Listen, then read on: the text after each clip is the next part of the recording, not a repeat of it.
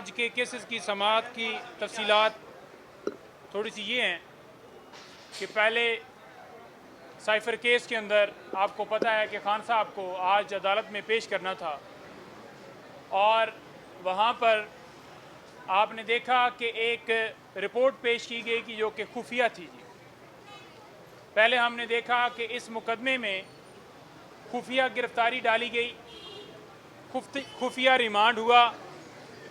30 तारीख को इमरान खान साहब से जब अदालत में मिले हैं जाकर और मैंने सवाल किया कि क्या आपको गिरफ्तारी का पता है या रिमांड का पता है।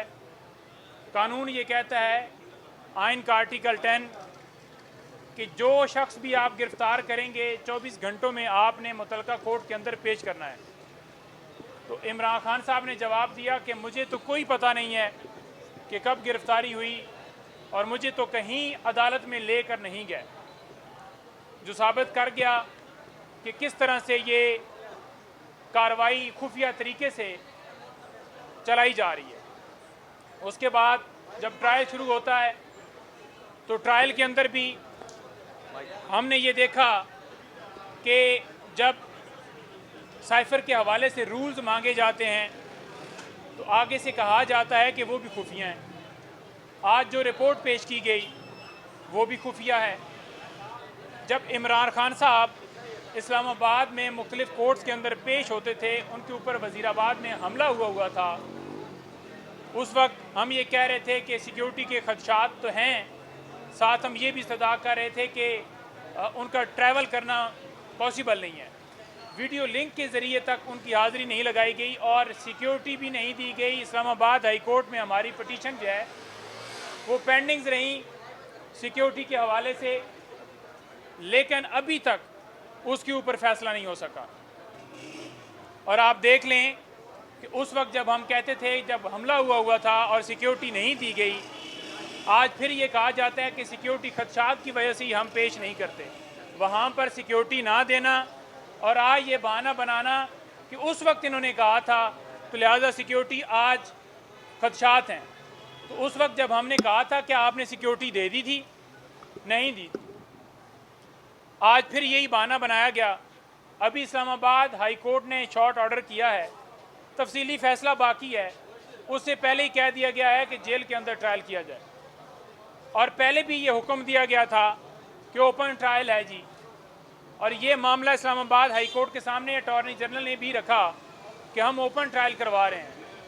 इस्लामाबाद हाई कोर्ट ने ऑर्डर के अंदर बड़ा वाज़ह लिखा कि ये जिस तरह से चलाया जा रहा है, जिस तरह से नोटिफिकेशंस किए गए हैं, आए रोज़ किए गए हैं, जो प्रोसेस अडॉप्ट किया गया है, तमाम सूरत हाल को उन्होंने कहा कि ये जो ट्रायल चल रहा है ये ठीक नहीं चल रहा और तमाम नोटिफिकेशंस को कलअदम करार दिया और कहा कि ऐसे ट्रायल नहीं चल सकता। तो फिर आज ऐसे ही फैसला आया। अब हम उसको देखते हैं कि जो भी हमने लीगल जो प्रोसीजर है अडॉप्ट करना है। दूसरे नंबर पर आज खातून जज धमकी केस उसकी समाअत थी, तो उसमें हम पेश हुए हैं, दलाइल दिए हैं। दलाइल जो दी हैं, गुजारिश यही कही है कि जो जज साहिबा हैं वो इस केस के अंदर ना उन्होंने दरख्वास्त दी, यानी कि ना उन्होंने FIR करवाई, वो कंप्लेनेंट हैं, और ना ही वो गवाह हैं, ना उन्होंने किसी जगह के ऊपर बयान रिकॉर्ड करवाया है। तो जब उन्होंने ना बयान रिकॉर्ड करवाया है, ना वो गवाह हैं, ना उन्होंने दरख्वास्त दी है, एक थर्ड बंदे के ज़रिए ये FIR दर्ज की गई है।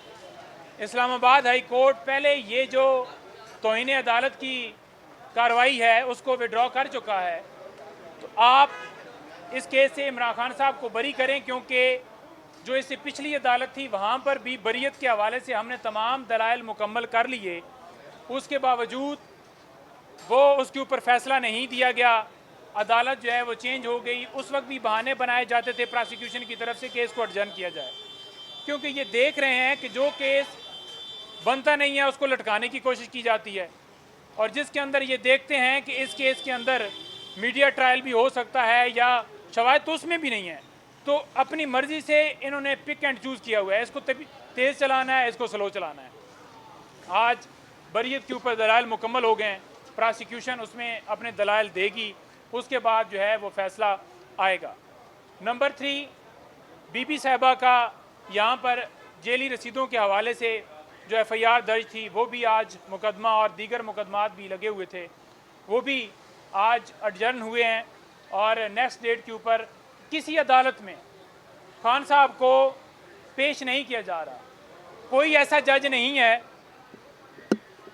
जो अपने हुक्म की तामील करवा सके। हम यही अदालतों से इस्तदा कर रहे हैं कि जो आप हुक्म आपकी तरफ से दिया जाता है उसकी तामील करवाई जाए। और मैं ये बड़ा मरियम औरंगज़ेब को भी एक जवाब देना चाहता हूँ।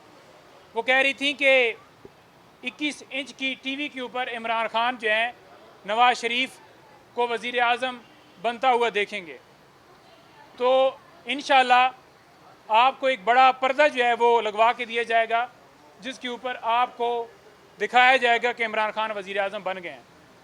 ये जिस तरीके से अता तारड़ कहते हैं कि जी हमारी बात हो गई है, भाई किससे आपकी बात हो गई है? राना सनौला कहता है जी हम 125 सीटें ले रहे हैं। कैसे आप छोटी से कह सकते हैं कि हम सीटें 125 ले रहे हैं?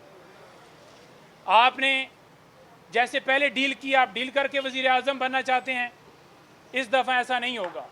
अवाम जान गई है, अवाम को शऊर इमरान खान ने दिया है और वो अपने वोट का हक जो है इस्तेमाल करेगी और अवाम की ताकत से जो मुंतखब होगा वही नुमाइंदा वज़ीर आज़म बनेगा।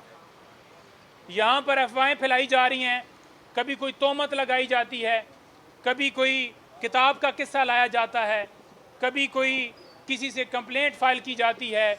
यहाँ आप देख लें कि मुफ्ती सईद साहब, उनका वीडियो पैगाम आया गर्मियों के अंदर, यानी कि वो शो ये करवा रहे थे कि अभी का वीडियो पैगाम है। किसी जगह के ऊपर आपने देखा कि गर्मियों में बर्फ़बारी हो रही है, सर्दियों का वो पैगाम बनाया हुआ था, पहले का रिकॉर्डेड था।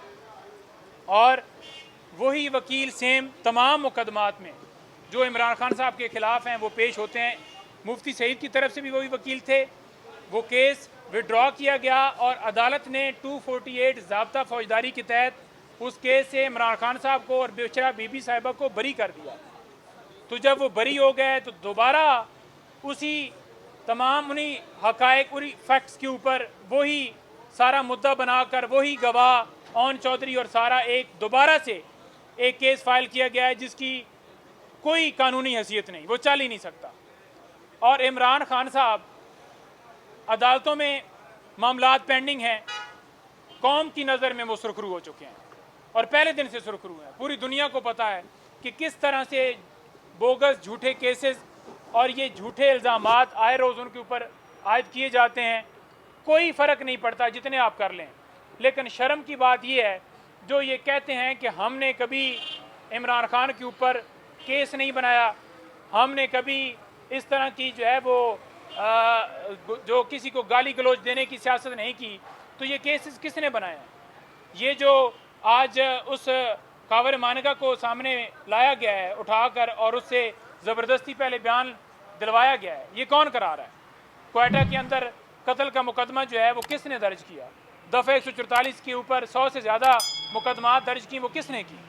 उसके अलावा तोशाखाना केस, उसके अंदर आपने देखा कि हर डेट के ऊपर अता तारड़ आए, वो क्यों आते?